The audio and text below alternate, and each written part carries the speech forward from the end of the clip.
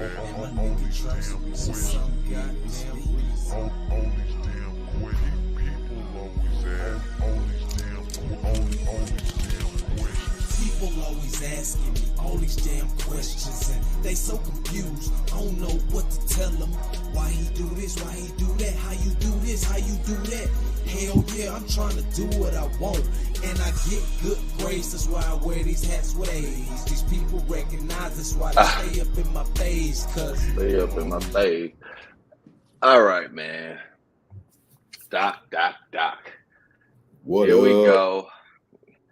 You know, I had to take a trip, had to do a couple of things, had a couple of moves, but you know, I've been meaning to get back up with you because I asked you the other day. I was like, you want to get on this? So I felt like it was a perfect day to go on and do it. What we sweet serenading to, because you know it's so much, because you know I can get after a lot of stuff, Doc, but you know, we need to talk about this Tyre Nichols thing, man. And I think you know, a lot of people know who that is and what happened to him, but at the same time, I want to know your perspective as a Black law enforcement officer, man, before we start tearing certain things up. So my sweet serenade is to the credibility to which to speak.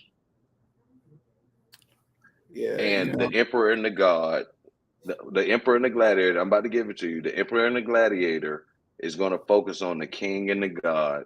And from this perspective, Doc, talk about, like, we live in this world of dominance and trying to fight. You know what I mean? Like, we're fighting a lot of different things, and now we're fighting this issue. So please, I'm sorry, your credibility. Oh man, but I think it's a continuation of a fight that we've been fighting for centuries. You know, it's just Tyre Nichols is one of the names that we have to add to the list of names. You know, I think there's a tendency to talk about these issues like they're isolated, but I don't see that. I see a continuation or perpetuation of a cycle that is on repeat. It's just insert name, insert location, insert trauma, and press play. And so when I start to see these cases, you know, I really don't see this as Black cops with a Black man. I see this as a system that allows this to take place, that if it wanted to stop it, it could, but there is an interest in essentially, you know, continuing this process. And I think that we're coming to a point where not only is enough going to be enough, but people are going to stop, or I should say, people are going to begin to take the law into their own hands. You know, I think people are going to now become more confrontational when it comes to encounters that are essentially initiated in bad faith. And I think that, you know, there's only so much people can take until they reach their breaking point. And for a lot of people, I'm starting to see that they're at their point of breaking, because they're like, when is it going to stop? You know, when is enough? Yeah, enough? I absolutely agree. And so I have to, for the record, say that in this system of thinking, I'm agreeing with you. The system is the system. Insert name, insert tragedy, bring on the audience, right? And you know who that's going to be. And you know who's not going to say a damn word. Until they start asking questions, and that's fine, because people want to know. It's like in this world, you either got to know everything you're talking about, and don't be wrong ever. Yeah. Or you claim ignorance, total ignorance, right? And so this system, again, has devoured the soul of another young man, regardless of the color, the race. Yeah. And now we're going to add that he's Black. So it's another Black tragedy. Yeah. And then it's another police incident, right? And then it's another Black on Black crime, right? Yeah. And as an investigator and as a human being, as soon as it happened, I speculated that there was something more to that situation. Oh yeah, there always is. I mean, I mean, yeah. there always is, but in this one, I was specifically asked a question about it because, passive aggressively, this is police brutality with Yeah. no race involved. Yeah, because you start to look at how he was treated, and it was definitely personal. You start to see that there's a psychology in killing. And the closer you are to the person you kill, the more personal it is. So shooting somebody from far away isn't personal. Stabbing them with a knife is more personal. Using your own hands is the most personal It's you can get to personal. killing someone. And there's different types of reasons for that. I think that one of the reasons that people, you know, it's called prejudice or prejudging things. I find that the reason that a judge does not provide his ruling on the day one of the case is because the judge has to hear all the facts first. And so when you get all the facts and you make a judgment, it's not a prejudice, it's not prejudice because you hear all the facts. I think we are in an era of judging before we have all the facts. And sometimes you won't get all the facts. And I think that it's part and parcel where we try to fill in the gaps because speculation, innuendo, insinuation, and it becomes easier. It's like it sells more newspapers if something's hot and scandalous, as Well, opposed. that's what the tabloids are for. Yeah. That's what the tabloids are for. So let's talk data. Let's talk data. First of all, how do you even know that that's like,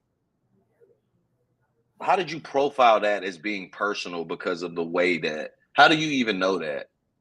Well, so there's a lot of books on the subject of killing. Dave Grossman wrote a book called On Killing. And so I think that part of the tendency is to think that, pretextually, when an officer pulls you over, they're supposed to pull you over for a lawful reason. You can see in this interaction, as soon as they made contact with them, they drug him out of the car. That's not how you treat people. You don't drag somebody out of a car, force them on the ground. He was actually more calm than the police officers. He said, "Hey, man, y'all doing too much. Y'all doing too much." You know what I mean? And so I look at this and I say, yes, they were doing too much. And I think that there was an intent behind them doing too much. And I think that when you start to unpack this in subsequent days, I think that there's a tendency to think that you have to wait until the official source comes out to confirm or deny something, or you don't want to, you don't want to tarnish a potential jury pool with speculation. And I think that's all fine and dandy, but I think that it's okay to have an opinion. It's okay to have an opinion. Okay, so let me ask you this. I cut you off because we on confident opinion. Perfect. I want a confident opinion from you, like right now.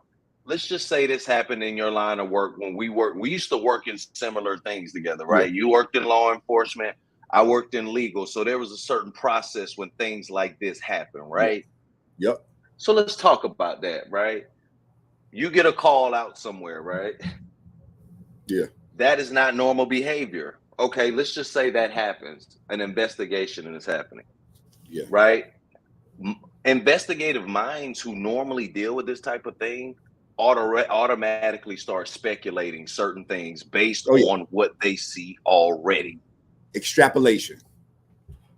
We find out what we don't know using what we do know. So if the shoe print was a size 9, I can infer that the person that did it wore a size 9 shoe.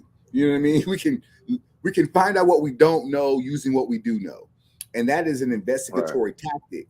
But one of the things that we don't know in this case, and I have not yet to hear the specific reason for the stop in the first place. I've heard some speculation, driving, but so one of the things that I've learned is that, in any conspiracy, you want to get your story straight. And multiple stories tend to lead to skepticism. And if they had a legitimate reason for pulling him over, they would have led with that up front. They would have led with that. Yes, this individual, we suspected him of doing something fill in blank. Blase. That's why we had interaction with him. Now I've heard the rumors Correct. about,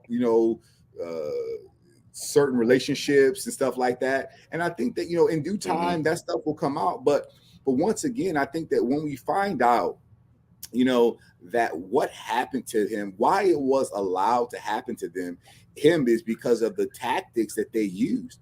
And so, one of the buzzwords that they will say is stop resisting, give me your hands. Like, these are codes. We're about to brutalize you. Yeah. And so, and then the fight or flight mechanism comes in. Like, nobody is just going to stay there and get beat up and get whooped. That ain't human nature. Like, if somebody punches you in your head, your first reaction is to go like this, to put your hand on your head when you got hit. That's an automatic sympathetic nervous system reaction. And so when you start to find yourself and you think your life's in danger, then yes, you're going to flee. And I think that, from my experience, is any time that a cop has to run, they're going to mess you up. Oh, yeah. Because they mad that you made them run. They pissed. Hey, so let's talk about that relationship thing, right? Because at the end of the day, we live in a world full of facts that get misconstrued as truths, right? And there's a lot of speculation left. But that's why the credibility of understanding what you're looking at is important, right? So to make speculation on these, because some people want to fill the gaps. And I can say that filling the gaps is very dangerous. Oh, and we should always wait for it. But sometimes we want an excuse. I want to know why there was no, just like you said, because when I heard all this, I didn't even watch the whole video, man. I saw the beginning and I saw a little interaction where they was kind of getting after him, and that was it. Right. But the way they pulled him over, the aggression, it didn't even, you take off those police uniforms, it looked like a gang was whooping his ass. Right? Yeah. And I said, yo, dude, he abused. That's what I'm saying. A gang of police officers. But that in Memphis, I don't know what it looks like up there, man. But what I'm saying is that looked familiar to me. Yeah. Right? Okay. So what I saw was an abuse of power. Yeah. And I know, and I've seen abuse of power. They do that shit in correction facilities. Now, I ain't been in there, but we know that shit happens. And we know about it. Now, I was on the move for the last 2 days, so I wasn't able to do as much research. But correct me if I'm wrong. Is that main officer, Demetrius Haley, a former correction officer? Yeah. See, I'm not sure about his background. But I think that there was, I saw an interview with somebody who had worked with them before. And, one of the things that I've started to see happening, and this is part of I call it propaganda. This is where, propaganda. This is where, any information, and I think what black cops are going to find out is they're not going to get the support of the Blue Lives Matter crew. They're not going to get the, all lives matter people. They're going to get the treatment that black people get, which is one, tarnishing your character, besmirching your reputation, and portraying you in the most negative light possible, because we know how the machine works. You see, and that's why, there was talk about, why were certain officers who were there who didn't have melanin, who weren't charged initially, but we're seeing later more and more information is coming out. And I think what happens is body cam footage is that it makes it harder for those in power to cover up things now. See, back in the day, they could say, hey, we're just going to wait this investigation, and they have this like wait you out strategy. They know that in 2 weeks, it'd be out of the news cycle, and they can just brush that under the rug. So they're just trying to wait. But now they have to explain, not only why was this man kicked in the head while he had handcuffs on the ground, which is considered deadly force. If you kick somebody in the head, that's lethal force. And when you have to explain this, even the Supreme Court has ruled the only time that police have to protect you is when you're in your physical custody. He was in physical custody, fully restrained, and he was beaten and battered and bruised. I mean, it looked like a gang initiation. That's literally what it looked like. Had to be a reason, man. And so I'm Oh, gonna tell you, man. Listen, so my speculation was that it was a sneaky link. yeah. I did it boldly. I also got another bold prediction, by the way. LeBron plays basketball with his son, eventually become part owner of the Suns, and his son come and plays for the Suns. But anyway, listen, man. I think that sneaky link got him messed up. Tall dude. I don't know. I'm trying to find that information. It seems to be rumor, but Yeah. I feel like I heard that thing. I looked real deep down and I heard the chicken head wire talking about it, bro. Yeah. That's a different type of information. Different type of information. Hey, some people don't. When I say the chicken head wire, I was looking real deep and I heard some real personal stuff coming from some people who work in a factory. And I know how factory people work. I'm from Columbus, Georgia. That's an industrial city. Yeah. And when people talk about tea, they be knowing about that tea. Yeah. Oh yeah, but see, and Man, whatever. I think part of the problem is that a lot of the information that is not being disclosed publicly could affect the charges. And I think that if there was a link that can prove that he went out there with the intent of harming him, now we got to look at different charges. It's done.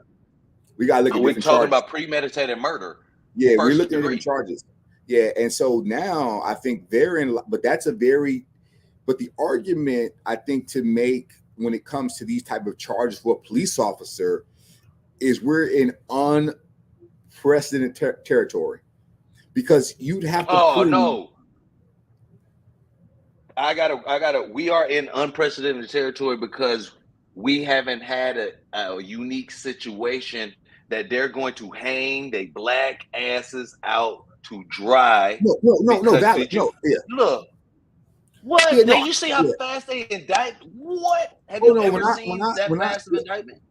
Yeah, but when I say unprecedented, I'm not saying that. I mean, getting a murder one conviction is tough by itself. Even proving what you know. Yeah. That's a tough sell. I would think this would be an aggravated. They would depend on. It would be a form of aggravated manslaughter. But so right now, with the second degree murder charge, I mean, that's what Derek Chauvin was charged with, because essentially, like, the argument would be that this individual woke up that day, put on his uniform, and went out there to murder someone. Now that is going to be a tough sell. That's exactly that's a tough sell. And I think that when you start to look, go ahead. No, but when you start to look at some of the protections, I was thinking. But no, when you start to look at some of the protections that officers have, is mainly prosecutors tending to only go after charges that they know they can get them on.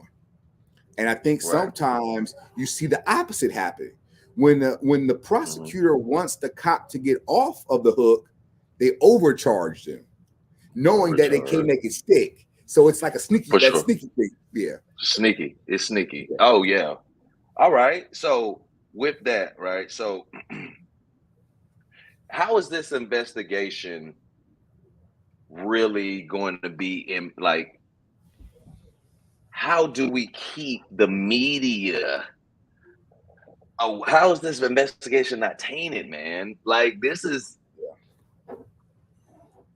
going to be tough. But I don't think that the issue is going to be like, so if these were regular dudes on the street, we know this would be an open and shut case.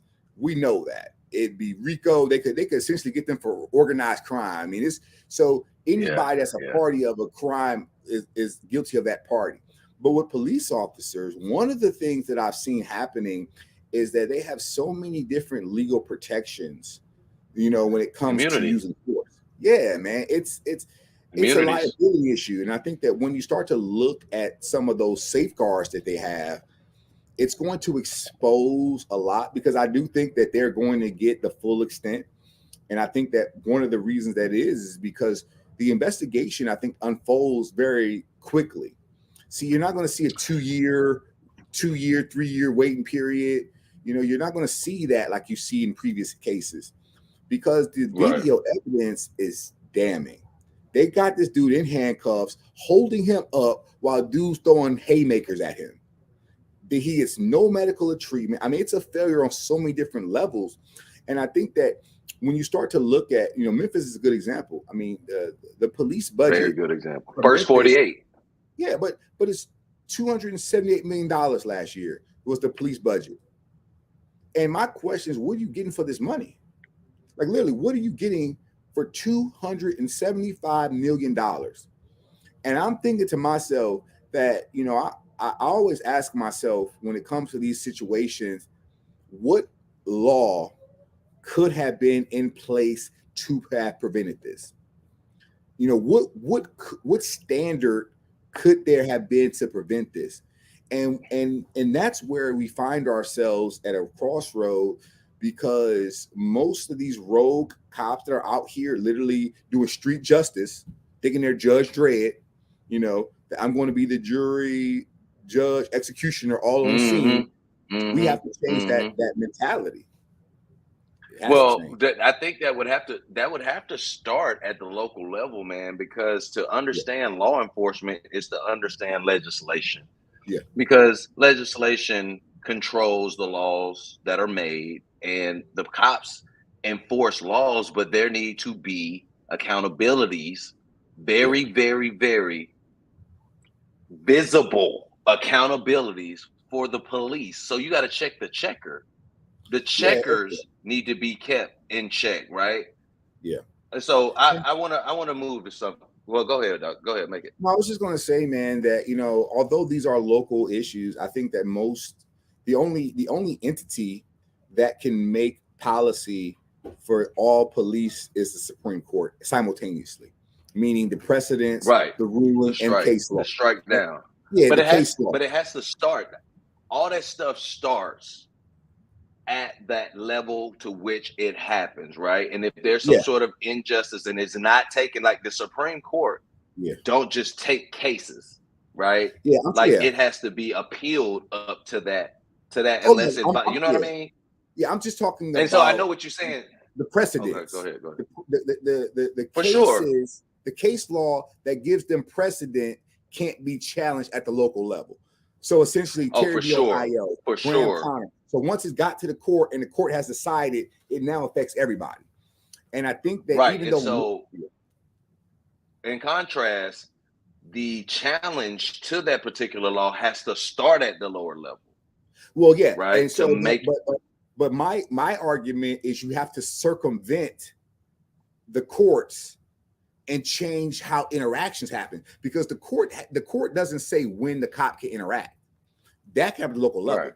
The court's rulings tend to only come into play once the interaction has begun. Well, that's where the states come in. Exactly. That's where the states come in, but that's where, you know, what 10th Amendment. Right. And that's a big challenge. So it's like, it's like when Breonna Taylor was murdered. Yeah, they banned no-knock raids in Louisville, but what about Cleveland? Correct. But that's it. Like, what about do I gotta wait until somebody gets killed in a no-knock raid in my city before I could change the policy here? Or can we do that beforehand? Okay, but you have to change the policy if there's a problem, sir. Yeah. So but it tends in our communities, only tragedies change policies with us. It takes tragedy usually to change policy. And I think that's the unfortunate part, is waiting for something bad to happen before there is policy change. Blood, sweat, tears. All struggle. Nothing comes easy, man. Sure. And that's what, regardless of what people like to talk about it, that's why slavery is so important for us to not forget. That's why we talk about it. And that's why if anybody want to act like they gonna forget, we're gonna get it correct. All the day. Civil rights, all that other stuff, because we ain't gonna blow over it. The two best black quarterbacks, arguably some of the best quarterbacks, you know, in a long time, whatever. Yeah. Because there's always been a conversation about black quarterbacks not having the IQ to play that. That's happening. We're addressing all this stuff.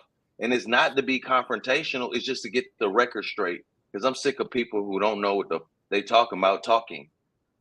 You got to put your credibility next to what you're talking about, right? Hey, but the beauty of that is that if you let a fool speak, they will reveal their ignorance. And absolutely, and oftentimes it's hearing, like, you cannot make a counter argument unless you hear the initial argument first.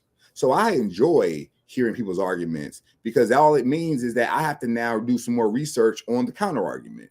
And a lot of times, counter argument, they're not looking beyond their own biases and their own prejudice when they're speaking. Because, you know, I hear a lot of people with this, man, if he would have just did what he was told. And I'm just thinking to myself, like, so you mean to tell me that you have to comply with tyranny? We talking about the people who listen to me, Doc. Think about, can we do a quick personal data statistic right now? Yeah. Who do you picture saying something like that? Do you? Well, I picture that somebody who come from a small town, who the cop is their neighbor or their softball coach, and they have a great relationship with policing, and they have no idea what it's like. Like, they don't have any idea that the Chicago police ran a torture dungeon where they beat up people to get investigations. They don't know about the LA Rampart division that ran a gang that you had to murder somebody to get initiated into that. And every time they killed you, they add to that tattoo. They don't know about the organized crime that happened. So I think that there's a tendency. Can I add one thing to that? Yeah. I want to know if there's a person who has said that to you. They should have just complied. They should have just did what they were told. I want to hear from their parents if they ever said, "No, mom, shut up, mom. Screw you, mom." I want to know if that's the same person. But this is a psychological issue, because we all want to believe that we live in a just society. We want to believe that the law is impartial. We want to believe that justice is blind and that everybody gets a fair shake if they just follow the rules. See, that's what we want to believe. That's a lie. But when we're presented with evidence that contradicts this, we have to now create explanation for this variance. And I tell people, we live in two Americas, and you just don't happen to know about the America that I live in. And my kids are not being raised in the America your kids are being raised in, because if your kid don't comply, he will get choked to death. Okay? When your kid don't comply, he ain't getting choked to death. He getting taken to Burger King. He getting a nice meal. He gonna get treated with kid gloves. He can go murder a synagogue, and they will literally ask him, do you want an extra pillow on his cot in the prison? So we don't have the same rationale. And they know. See, if they were honest with themselves, they know this. They know this. So the only reason they won't admit it to us is because it would make their fairy tale that they believe we live in disappear. And so when we say they, I want to be very specific. They, the people who are living in the mental myopia, right? Who don't understand what we're talking about, and those people know who they are. But Doc, I want to talk about something real quick. What's the difference between an emperor and a king? In your opinion, man. You know, I think that the emperor has kings under him. Kings answer to the emperor. And I think that when you start to look historically, you know, the emperor, you know, rules far more territory. And I think that the emperor tends to be more recluse. You know, when you start to rule an empire, you have to make sure that you can provide governance for territories where people have different religions, different belief systems. They have all these different things. So it takes more skill, I think, to run an empire. Whereas a kingdom or as a king is only concerned with their subjects in the locale that they are they're over. And so when you start to look at the emperor has, I think, lost meaning because people don't want to live in an empire. Because empires, people don't want to live in an empire. I mean, psychologically, they don't want to, Right. because people are very nationalistic. They want to have their flag, they want to have their country, their right, you know. And in an empire, you have many flags. Right. Well, that's why the king is so important. Right. Like the thought is that the king fights with his men. You know what I mean? Historically, that's what we're talking about. We're talking about the true kings.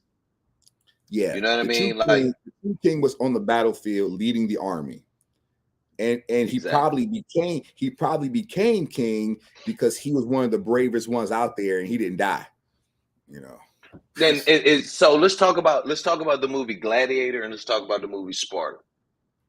300, excuse me, 300, right? And we're talking about the Spartans. That's the difference between the Roman Empire and the emperor and the gladiator. And we're talking about, you know, Leonidas with Sparta and being a king. And they would throw out the weakest because of the potential, because anybody could be king, right? At that point in time, the person who owned it, who earned it and was there, was ruling, but anybody could be king. Yeah. Everybody had to be ready to be king. Yeah. And so the birthright was important because the idea is to train someone in what does it mean to be a king. And I think that, you know, this is historically has been lacking to us, you know, because we were not bred, or we were not raised to run kingdoms. We were not raised with kingdom mindsets, because if you live under a kingdom, then you understand that the king is judged by the standard of the people who are in his kingdom. He's not judged by his own material wealth. He's not judged by his palace. He's judged by the well-being of the people that's under him. If the people under you are poor, you are a poor king. If the people under you are affluent, you are a good king. And so often we have the idea that ruling people is foreign to us, because we don't like to think that we're being ruled by people. We don't like to think that. This is what Alexis de Tocqueville wrote in Democracy in America. He said that it was a contradiction in America that we call everybody sir. He said it confuses people when you call somebody sir, which is a noble term. It was for terms for knights. He said that by doing this, it gives the illusion of equality in America. It gives the illusion that you can be noble. But he said, but you will never be noble, because you were born into nobility. But he said, by us using it so casually, the shoemaker, you can call him sir. The coppersmith, you called him sir. But in England, that term sir was reserved for the nobility. And he said, you kind of tricked the people into thinking they could be part of that nobility.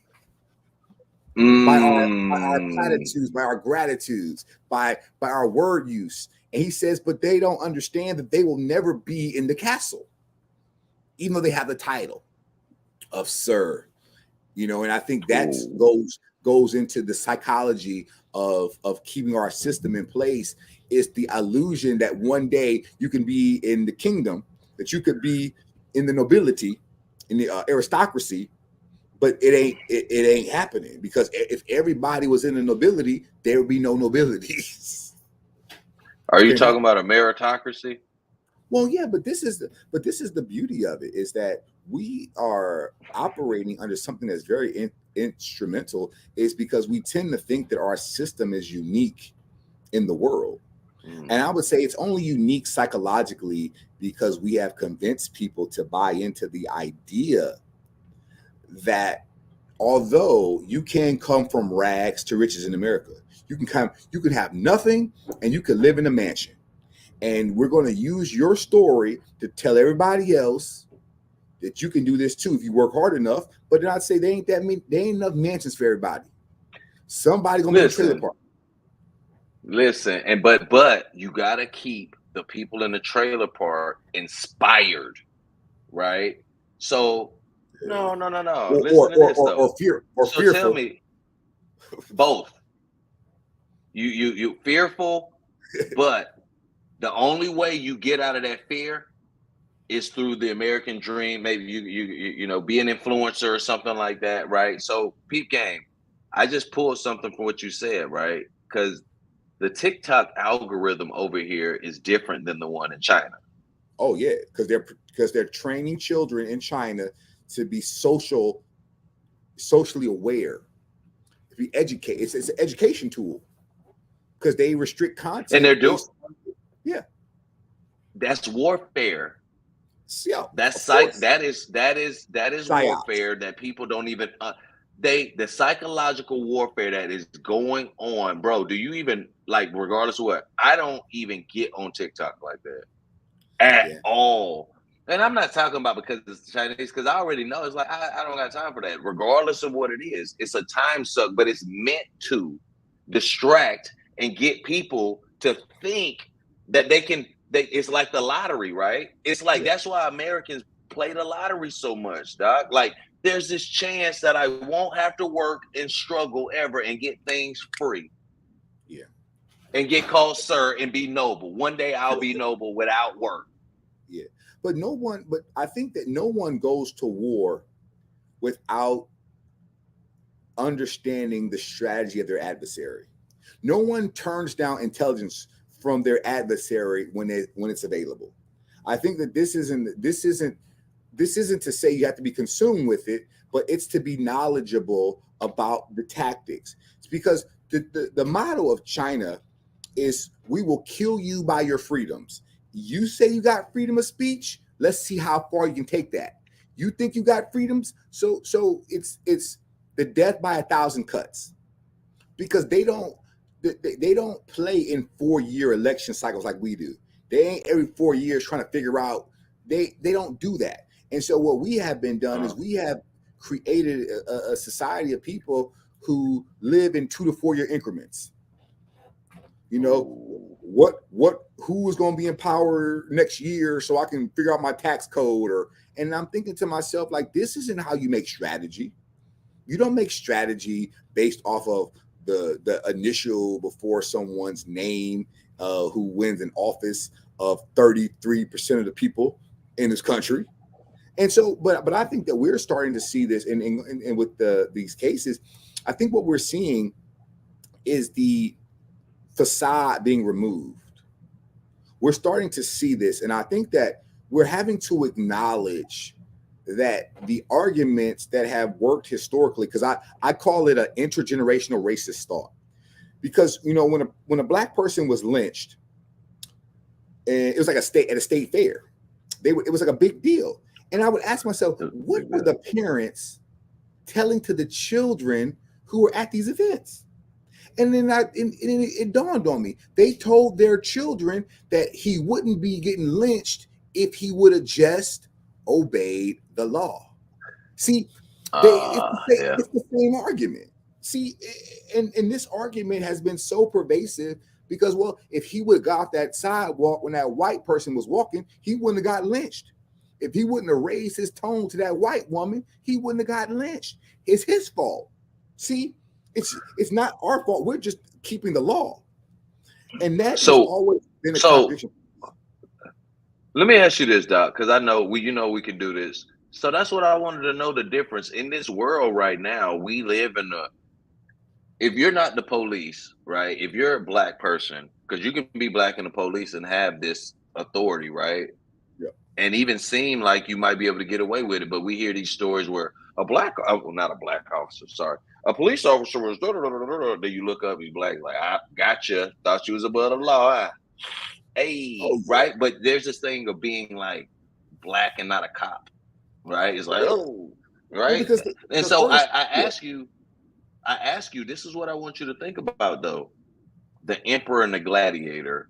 The thought that I had was that the Emperor is more powerful than the king, but we have to kill the Emperor because of the way, just like we talk about with empires, that is a recluse and things, you get shut off, and then there becomes this, you're better than a classism that comes along with it, to where we have the Emperor and the Gladiator, like on Gladiator, because if I'm not mistaken, he was almost trying to be emperor, end up dying, da da da da da. Okay, let's pause that.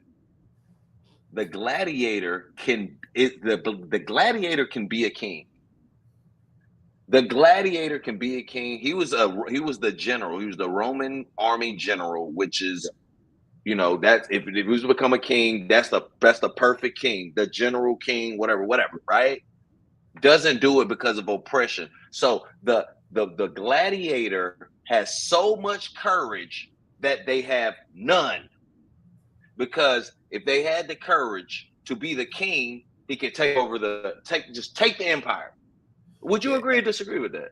Well, yeah, but I think that there's the reason that happens is because, and this is what they learned from Assyria, power also brings paranoia. Mm-hmm. When you're too powerful, you're paranoid that somebody is trying to take this power from you. So you then become secluded and you don't trust anybody. And when you start to not trust anybody, everybody's a threat. And when everybody's a threat and you have power, you become tyrannical. You kill people ahead of time. The reason I think that the idea of the emperor, the gladiator power comes because he can do what the emperor cannot do. He can touch the people. The gladiator plays to the crowd. And see, the emperor can give you the thumbs up, the thumbs down, meaning he controls life or death. But what the gladiator does is he knows that if he doesn't win this arena, his life is over anyway. So you never fight somebody who is fighting with nothing to lose. We have to understand this idea. If you're fighting somebody with nothing to lose, then you're going to be in a fight of your life. Because I made a statement. I'm sorry. I made a statement. Winners grow loyalty. Losers depend on it. Yeah. I mean, is it better to be feared or loved? Well, so you just made the statement. Like the gladiator, as long as he's winning, he has what he needs, right? Yeah. But as soon as he loses, he's going to hope that there's loyalty to the idea of who he is. Oh, yeah. That he doesn't get the thumbs down or that he doesn't lose the crowd, because when he's winning, he has the social capital and the brute strength to take out the emperor and everything the emperor has if the crowd's on his side.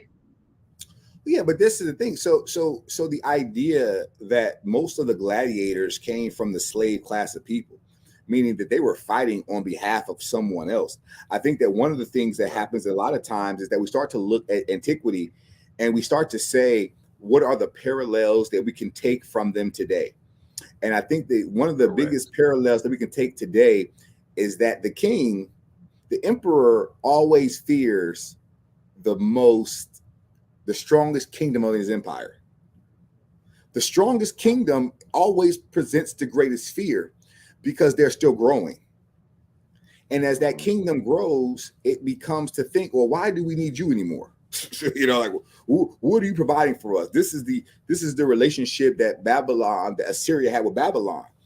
And one of the things that there was a time when Assyria was bigger than the Babylonians. And eventually the Assyrians begin to get divided amongst themselves, and they didn't realize that instead of incorporating them, which they tried to do, they realized that they were not situated ideologically to be together.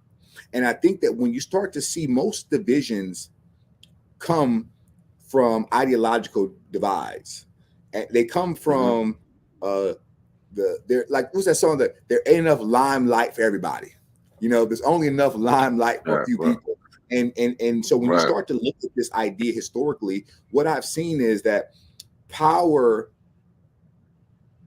operates in a vacuum. It likes to consolidate because power doesn't want to be threatened. So in order to not be threatened, you create a system where the people with power have insulated themselves from challenges.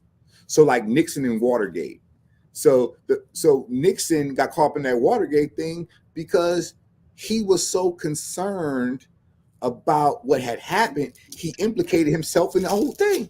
But now there's so much bureaucracy between him and the burglars that he don't even have to know. And you know, the key to any successful organization or operation is the ability to compartmentalize information. I only tell certain people certain data. I tell other people other data. We're working together, but nobody knows the inner workings of the organization. So you know what they call that, right? Bureaucracy. And that is one of the biggest challenges that we find out is that it's not the dude at the top that's making the choices. It's that middle management dude. It's the guy, it's the gatekeeper dude. Correct. That wants to stop the ideas. All you have to do is indoctrinate them with what you need to indoctrinate them, and don't tell them why they're even doing what they're doing. Then it becomes relative to them, and they have no tie to the higher purpose, right? And so they become this secular thought, and that hey, they can just cut off like, hey, that's not my job over that, right? He's like, but my pay grade. Sorry. Yeah, and not my department.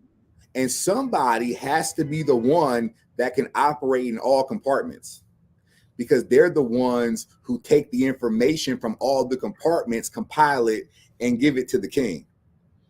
This is why if you read like the 40 Laws of Power, you talk about the advisors, the people who are closer to you have to be watched even more so, because those are the ones who know what you know. And you're talking about 40 Laws of Power? Yes, and we're talking about information power. Now, I will say I have some issues with the book only because it's Eurocentric power. That's my only issue. So and there should be one, but it's to be acknowledged that it's a book on how to observe it. Observe it. Oh yeah, but my concern is that if you were to take all these principles and you were to compile them, you could have no friends. You could trust nobody. Right. You essentially would become isolated, and you would essentially only have people in your life that you can manipulate. That book is for the identification. It is for the identification of external power activities, right? So to understand that book is to understand if you use it, this is what you might want to do. But if you see it, this is what it looks like. And I think that it's appropriate. Just like they do in the book, right? They give the story and they give interpretation, right? And so the interpretation for us, just like you said it's exactly what you said it is, but it's to be interpreted just like that. Since we live in a heavily Eurocentric world, you might want to pay attention. You might want to pay attention to how they, that's what I'm saying. But I agree with everything that you said. That's why I say you have to read The Seat of the Soul before you read 48 Laws of Power, to give you spiritual foundation and to not corrupt your morality, because that book will do it if you think that it's some sort of Bible to follow. Yeah, and I think that the idea that power tends to lead to corruption is because if you get power, depending upon how you get power is how you keep power. If you get power tyrannically, you keep it tyrannically. If you don't get power by competence, by your own efforts, you're going to find that once you get to the top, in order to stay at that top, you become something. That's why when people let's say a cop goes into a system to fix policing because he wants to be the change. Eventually, that system corrupts him. Even though he went there idealistically, the system is more powerful than the individual. And individuals don't change systems at the base level. And I think that what we're seeing today happening is that because of our bureaucracies and because of the entrenched ideologies, it takes radical change. It takes radical transformation. And I think that that's where we're approaching. We're approaching a very radical time, like I said before, where people are not just going to take the law into their own hands. Because I deal with arguments, man. This guy was trying to talk about violence in the Black community, right? And you know how like that's the problem. And I thought about it. I said, listen, don't you understand the correlation between police violence and violence in our community?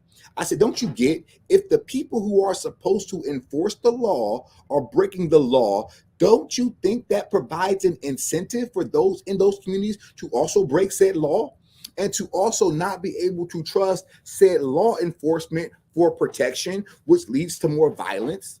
Like, is this a logical leap? Because there's a Common correlation. sense ain't common. Because there's a logical correlation to that. And I'm not talking about slavery. I'm not talking about historical inequities. I'm talking about the facts on the ground today. Is that when you have a police department that is corrupt, they tend to live in areas that are also corrupted. Corrupt. All right, so it's like age old, do as I say, don't do as I do. Because that's what's happening. Because as a person of authority like that, you should carry yourself in such a way that's to be emulated. So when you do have to enforce the law, you're doing it and you're not being a hypocrite. And so, but this is important to understand, because when we talk about external power, man, I have found that external power is like unoxygenated blood. Okay. And so unoxygenated blood has to come into the left side of the heart. And anybody, doctor or someone, to correct me, whatever. I'm not going to use scientific terms, but it comes in the heart on the left side, doesn't go backwards ever, comes through the middle, goes up throughout the heart, goes through the lungs, comes back through the left side. So what's the right? So that was right the first side. So I was doing left, whatever. Right side comes in the left side as oxygenated blood, pumps through the heart to go to the organs as oxygenated blood. Unoxygenated blood doesn't go to the organs. It comes back through, it filters. External power is like that.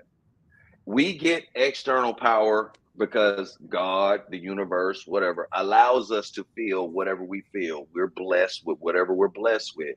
Intellect, our wealths, our, whatever, right?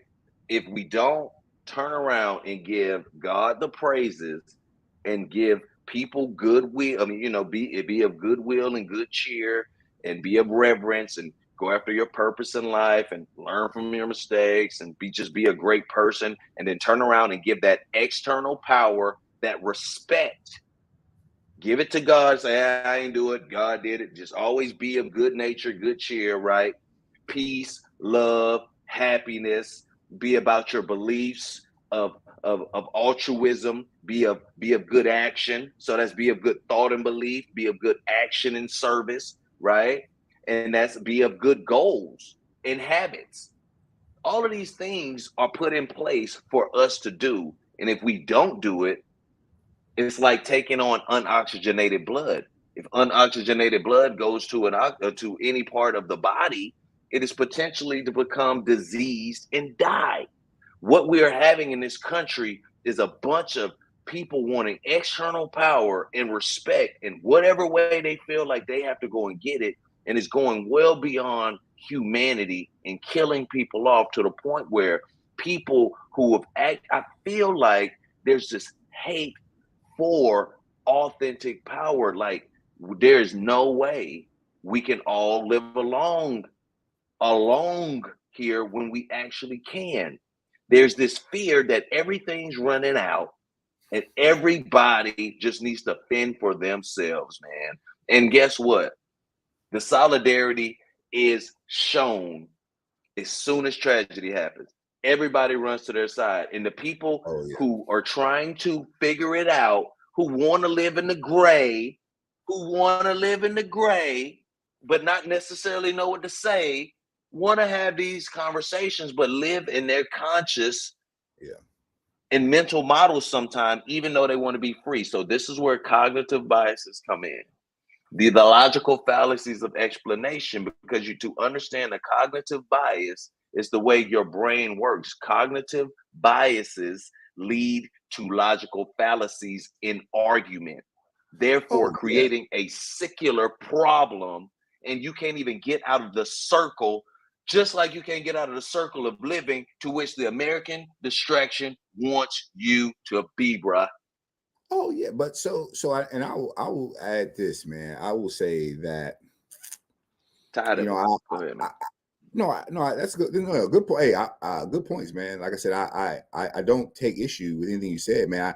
My only concern is when it comes to what brings us together being tragedy. Because if you go back to, if you let's use the Bible as a good example. If you go to the book of Exodus,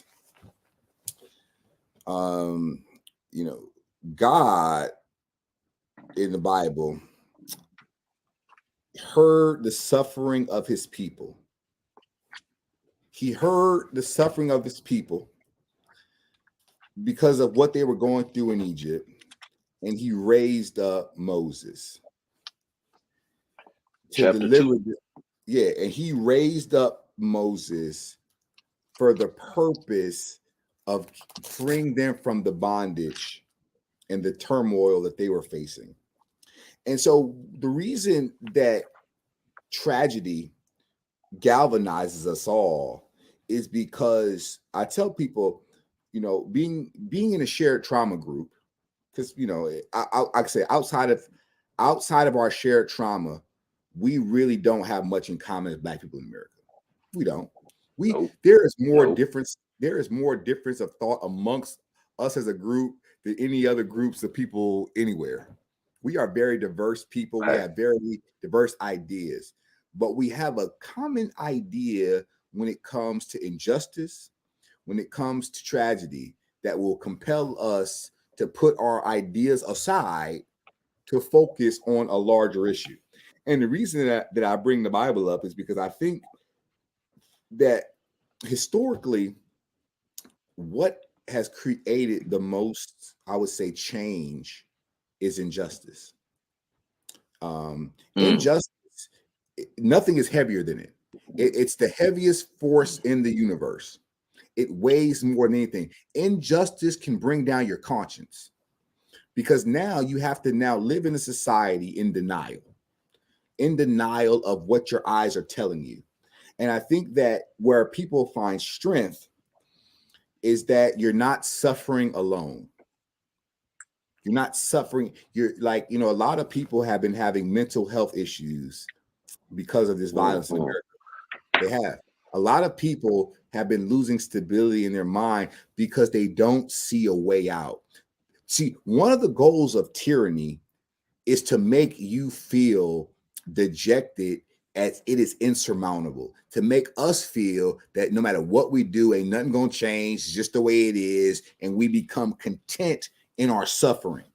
And so a system that's tyrannical wants you to be content in your suffering, because now you won't challenge those who are making you suffer. And so when I think about this, no, go ahead. Go ahead, my brother. No, go ahead.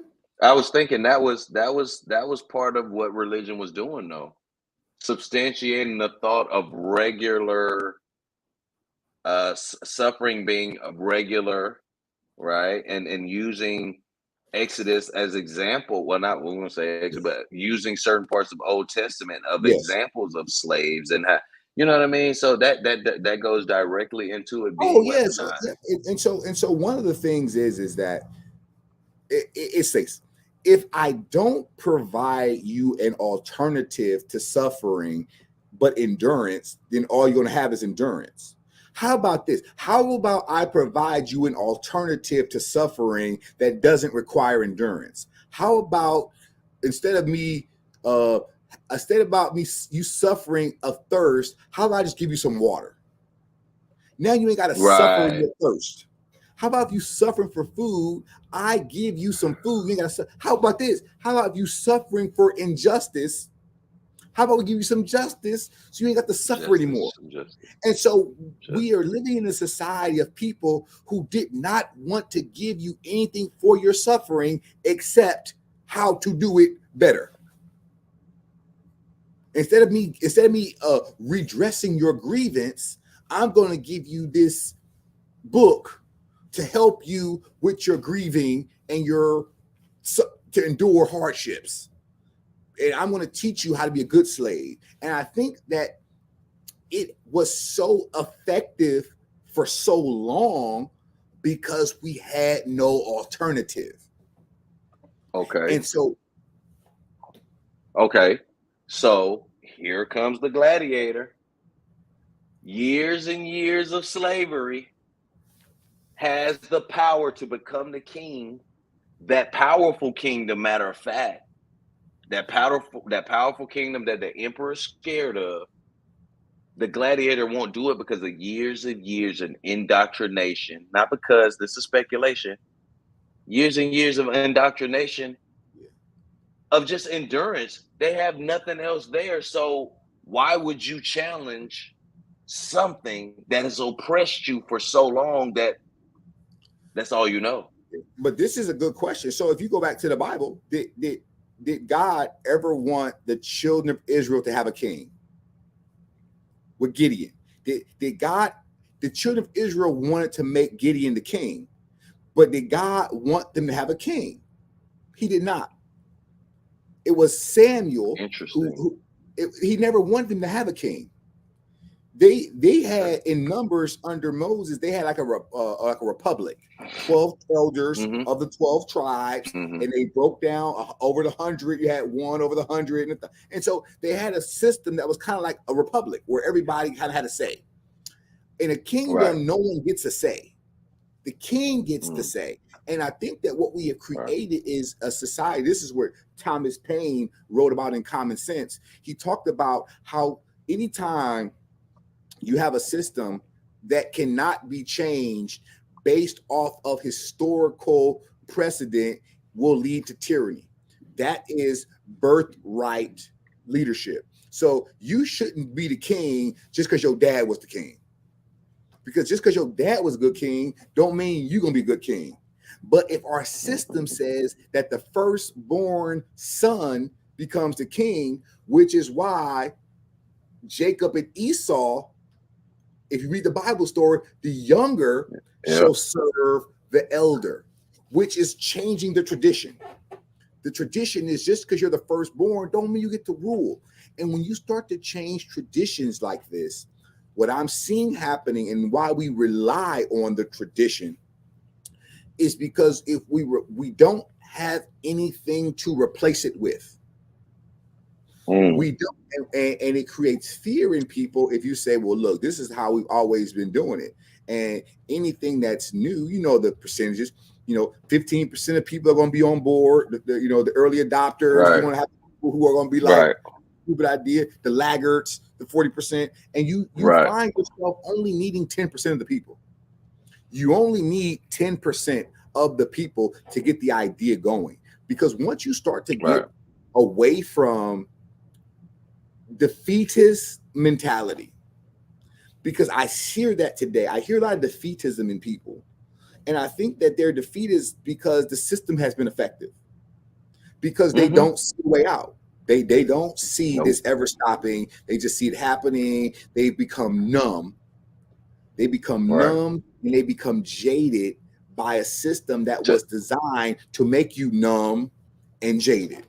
And so where and why I think the Bible is important, because it provides this idea where David comes in. The small dude with the slingshot can take down the giant. Because we all like the underdog. We like the roots for the underdog story. And that's what I see us. I see us as this underdog where we're fighting a system that's big for 400 years. But I like to think of the slingshot, because all it has to do, the slingshot can be psychological. The slingshot shatters the idea. It hits the idea, because if the idea falls away, then all of the things that supported it will fall away. And all it takes is one to crack that idea. And so often I find that we're not aiming at what a synergy. We're not being synergistic. It's like you're fighting over there, I'm fighting over here. We're Right, both right, fighting. right, right. Wait a minute. Okay, how about this? How about I stop fighting for 5 minutes and I come help you fight for 10 minutes? Now your battle is good. Now you finish fighting. Come on, help me fight. Come help me. Yeah, Help me fight. for sure. And so this idea of Right. covenant, this idea of building community is that we have a rallying cry. That's why all nations have a flag, because every cause needs a banner. Psychologically, we need a flag, a rallying cry. And I think in America, our only really rallying cry is this idea that what happened to Tyree Nichols can happen to you, can happen to your son, can happen to your nephew, can happen to your cousin, can happen to your big brother, can happen to anybody in your family. What happened to that man could happen to you. And I'm thinking to myself, like, that shouldn't happen to anybody in a society that we say is just. Shouldn't happen to anybody. And I think that we have a system where we learn violence from some of the most violent people to ever walk the earth. Historically, we learned violence from the people who didn't kill the Indians; they just killed their food supply. You know how evil that is? Like, I'm not going to just shoot you and stab you. I'm going to kill you. I'm going to kill what you eat and watch you starve to death. You know how depraved that is? This is what we learn from. We learn from a people I know. we're savage. And now all I'm saying is that when you adapt the ways of the savagery that you have seen, because remember, I tell people all the time, before slavery and colonization, there were no prisons in Africa. Do you know that? They did not even have the word prison in their vocabulary. They didn't believe this idea of putting you in a cell helped you anything. The idea in African society was that if you let down the community, you letting down the community was the worst thing you could do. Was enough. It was enough. And nobody wanted to be disesteemed from the community. And it was the European idea that put this mad person in a cell, in a cage, segregated from society to reform him. Yeah. Like, what? Yeah. So that contrast is, I think, what we're really up against is, and I think that they said solitary confinement was like one of the worst things invented.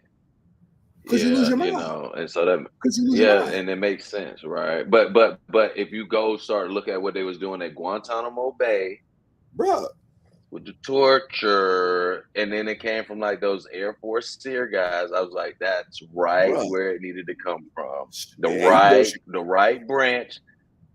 What's that? Psychological warfare. The PSYOPs guys. Oh yeah. PSYOPs. Yeah. But it was the SEER guy. Yep. Light deprivation. And they did that.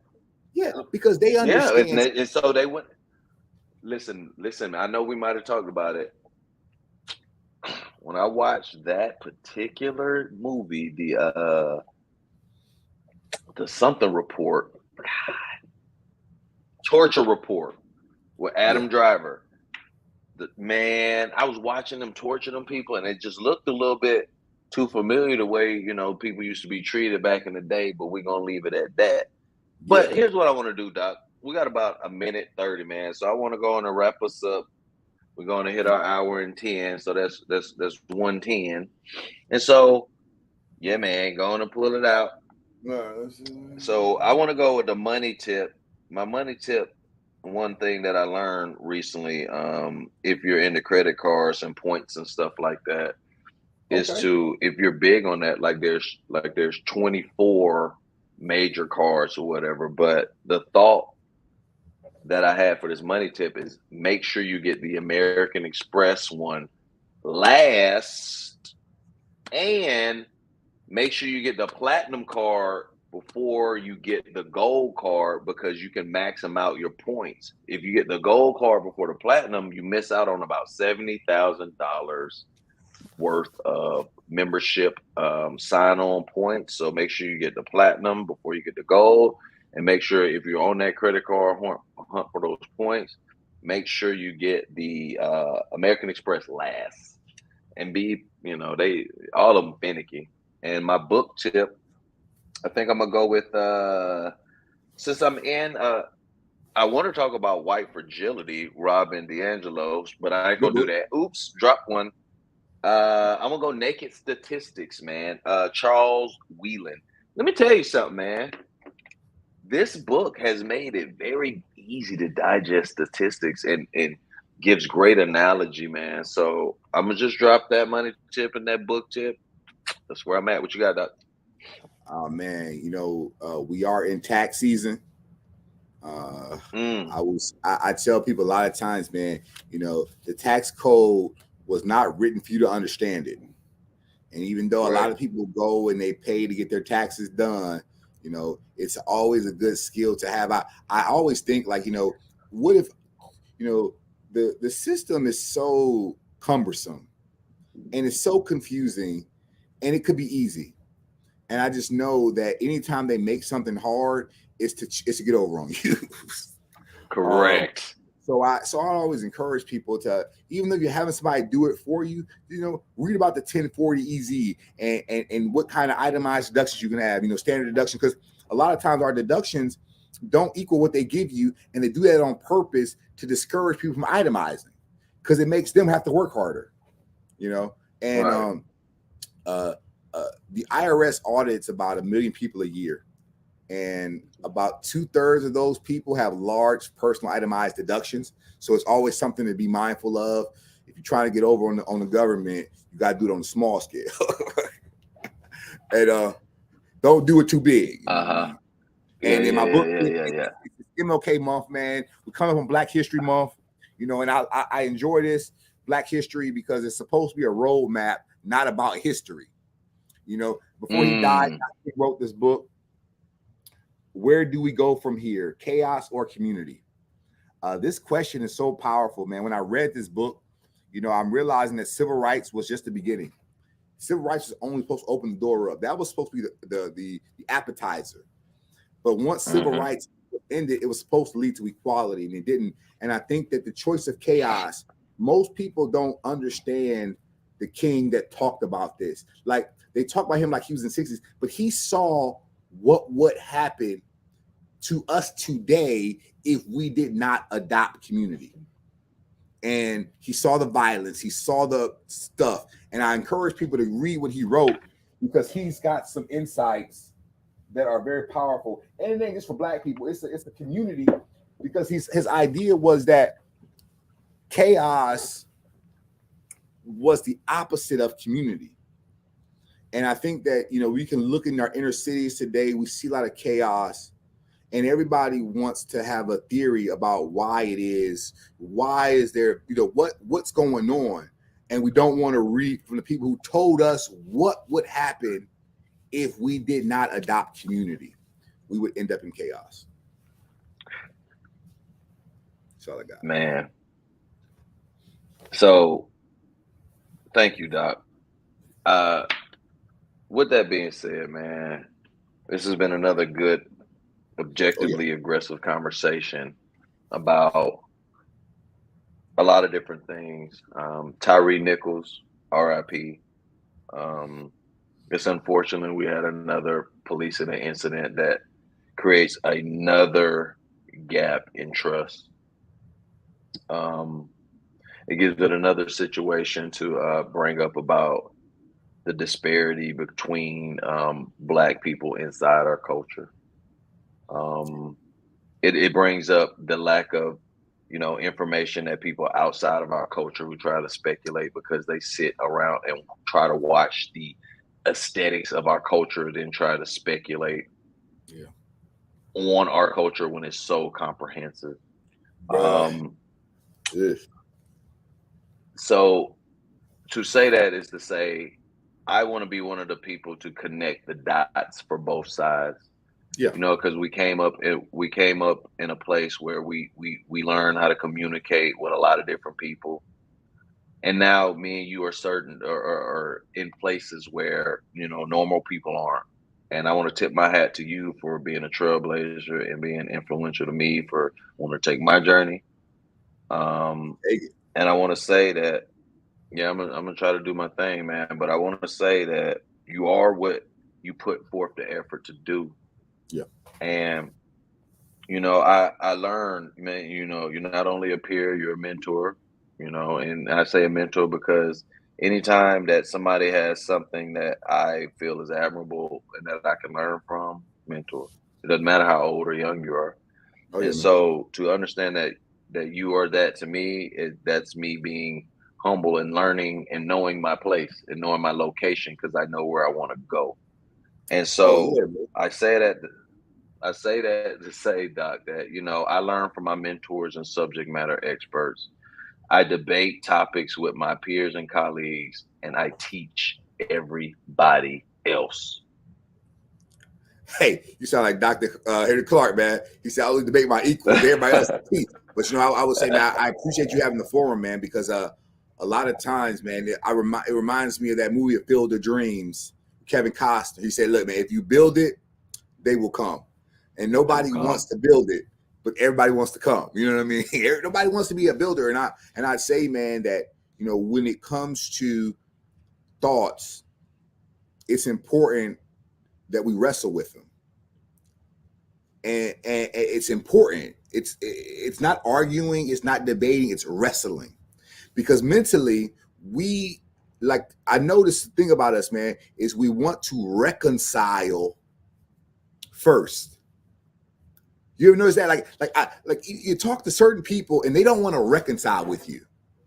I want to reconcile my thoughts first because I don't want to push my agenda. I want to hear what you say, and therefore, and sometimes it's easier to reconcile when you approach it like we want to learn. Correct. I hate the term doctor because people think we ain't got nothing to learn. I say, bro, that ain't what it means. No. Bro, that ain't what it means. It just means that in a system or in a construct, it's a framework of how to do a process. That's all it is. Correct. It's how to approach a process. And I think that you approach stuff, man, with the idea that it's not what I know that's going to help anybody. It's what you know that I can share with others. Because like you said, man, it's I don't give a baby steak because they're not ready yet. And I know that so often you got to give them milk first and you get them up. And I've learned a lot of times for me, man, it's like, I'm ready to eat the steak. But it's like, no, bro, they're eating tuna right now. You know what I'm saying? Like I noticed that. So you notice how I kind of. No, I know. I mean, because that's important. No, it's important, man, because a lot of times it's like, if you can't explain to somebody what you know, then it's not really as effective. It's good that you know it, but how do I take this and break it down? And if we don't break it down for people, then we're going to talk over their heads and we're going to lose them. And I just think that we're in a point now where there's a need for that. There's a need for that for people who can take complex things and make them digestible. Because I think that what I've learned is that people are okay being challenged in increments. It's like you can challenge me a little bit today, but don't go too far, too fast. Break off a little. And I think that's man. And that's why I stir the pot. Hey man, you got to. Because if it don't get stirred, all you're gonna have is a pot with all the good stuff at the bottom. And the people at the top just some broth. Hey, ain't that what America is? No, bro. America is not a melting pot. America was supposed to be a melting pot. I'm saying all the good stuff's at the bottom. We never melted though. We supposed to be a salad bowl. Hey. Oh, yeah. We should be a salad bowl. No, because I will say, man, one of the things that I really enjoy is when I talk to people and I realize how undiverse their background is. Not into I mean how most people only want to talk to people who agree with what they think. And see, like some days I'll just put on a conservative talk show radio host and I'll listen to the callers call in and I just be like, these I'm like, I'm trying to withhold judgment, but I'm like, these are some idiots. Dumb. And I'm not saying to be judgmental. I'm just saying it because I'm thinking to myself, like, I'm trying to reconcile. is this talking about? And I'm No, just no, no, like, no, no. To identify people as dumb and ignorant and not know them, but hear what they're saying based on certain concepts, and you understand the concepts. I think it's fair to say dumb. yeah, but I mean, I'm talking about it in a constructive way because I don't Yeah. think that the idea is it's one thing to be misinformed. I think that it's a different to be misinformed and to continue with the misinformation. Bruh, come on You now. know, Listen to me. Hey, listen to me. Listen to me. Listen to me. If a if a man cheats on a woman and this man is the king, here we go. And if it was to be found out that he cheated, everybody, because everybody knows except the wife. So if it was to be found out, everybody would be put down. Like shit would be laid down, right? yeah, Okay, the king is gonna stay in power, and that woman is never gonna find out because everybody wants to stay alive and keep the power that they have, right? So if any question, hey, did you see the king? All lies. Oh yeah, no, the king was over coerced here. Man, silence. da, da, da. Yeah, that's what I'm saying. So right now, that is the analogy, man. Like when there's an issue, be quiet because we have to consciously or unconsciously keep our power. Yeah. Oh yeah. Oh yeah. And so and this is a challenge because I don't think the concern is they're going to keep their power until it comes to violence. Because history has taught us that when they can no longer win electorally, they're going to resort to what they know best, violence. Mhm. That's their go-to weapon. You know what I mean? Like when they first came here, you think they outnumbered the Indians here? No, but No, they were willing to do something that the Indians wasn't willing to do initially. take it a step Slaughter further. everybody. Here's some And now smallpox. that right there, Here's some think about smallpox that. blanket. Think about that, man. Think about that right there in itself, right? You take these people, and we say a set of people who said, you know what, we're gonna kill all of them. That right there lets you know how low vibrational that was. Because to come to a place where people say, hey, come eat with us, fellowship with us, join us, this is all yours too.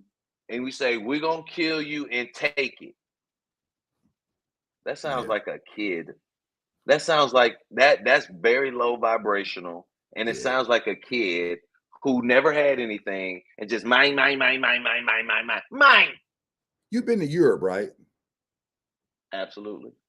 So you understand that the what Europe continentally looks like when it comes to resources, right? Like you're talking about a people who grew up in a place where Mountain. they had to fight for survival. Like Mhm. they looked at strangers as intruders, as threats. This was somebody coming to Mhm. take my food from me. And Mhm. when they got on them boats, they didn't leave all that behind.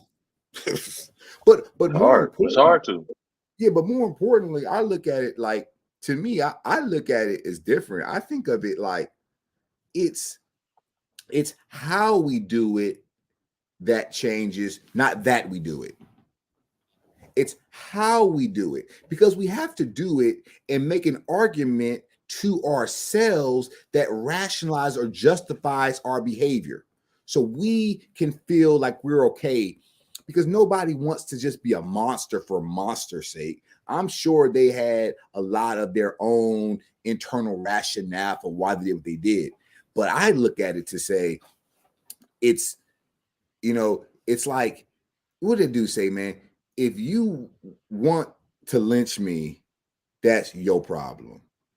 If you got the power to lynch, that's my problem. It's my problem. Wow.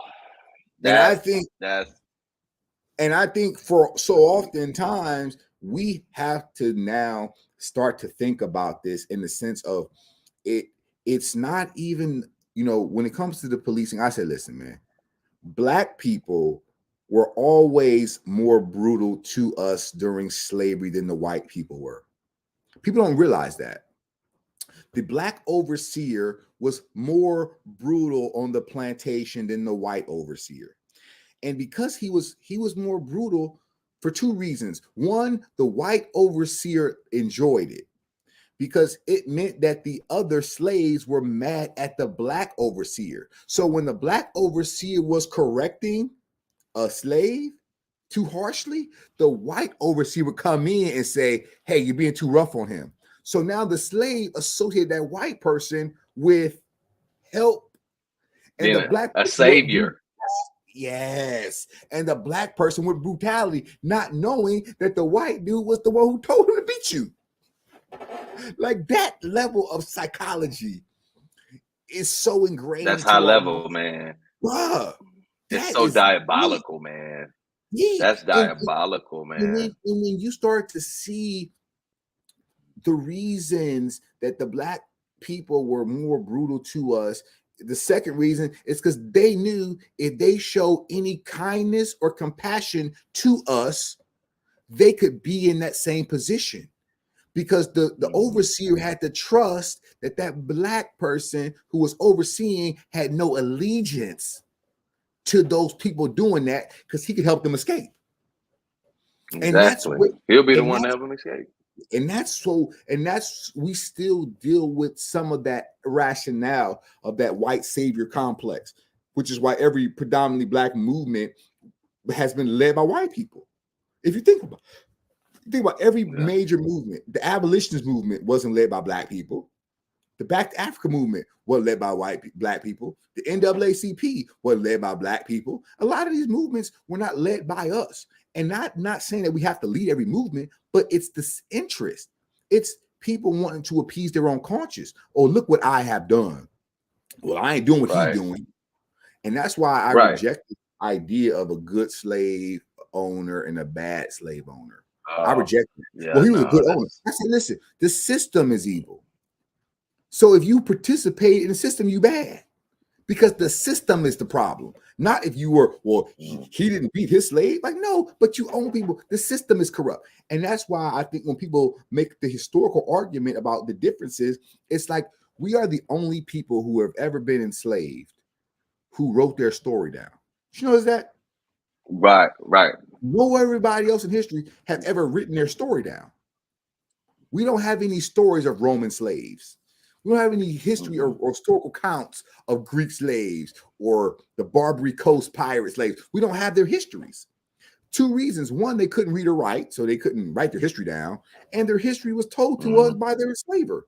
And don't you know that history, the people who enslave you tend to write favorably about their system to other people. Their experience. Right. Like, yeah, I'm not gonna Can't even believe it. Yeah, I'm not gonna write myself as a barbarian.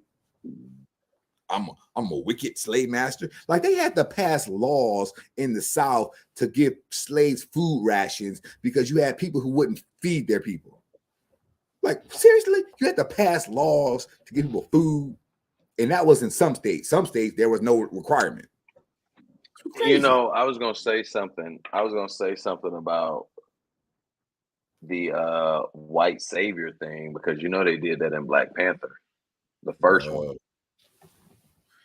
Right. Hey man, I saw a breakdown that on the second one, man. Like the Black people fighting the Mexicans. Yeah. And then like at the end saying, oh, they own it now, but they'll eventually need us types.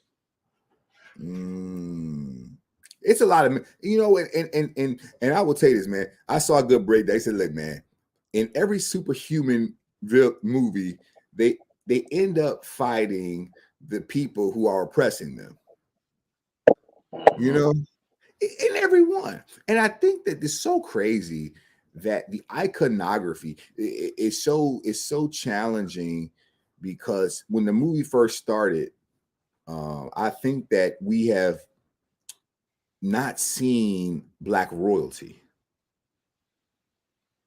That's the thing. I mean, we had that. Remember the time video with Michael Jackson back in the day with Eddie Murphy? Yeah, yeah. We had that, Mm-hmm. but we've never had.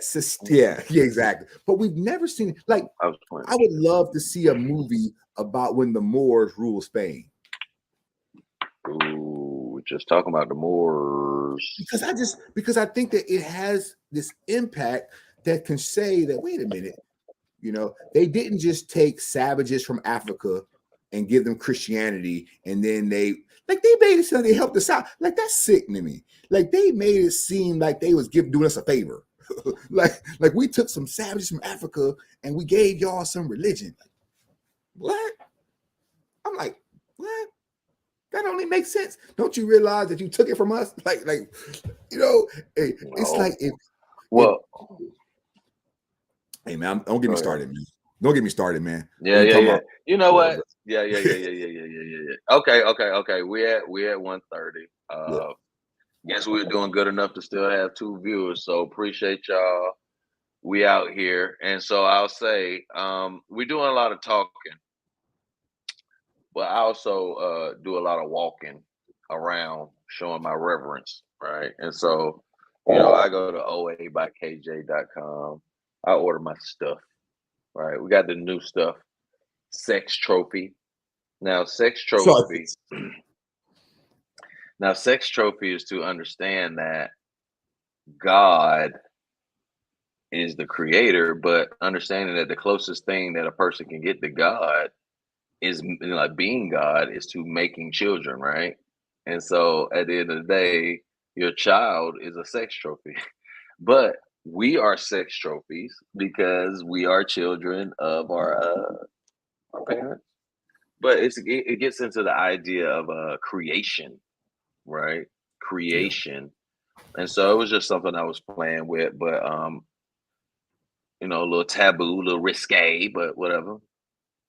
Hey, go show your reverence. What'd you see? No, I saw your hat. I saw your hat, man. I was like, okay. He said it's like an onion, man. There's layers. It's all there, man. I got the shirt too. I got the shirt. So hey, when you see it, just know. Hey man, you know I lay traps for everything. Hey man, you got too much free time. No. Hey, you gotta have free time to be creative. Hey, you got. Hey, that's because you out the military, man. Now all these ideas coming to you because you got that free time. Hey, bro, I saw like the month and a half that I was out. I created. You saw I put all my stuff down on paper, at least to put it down. I was like, and that was in a month and a half. Boom, there you go. You're right. Oh man, yeah, man. Let's wrap it. Yeah, bro. Well, holla. Peace, man. All right, we out here, folks. All day.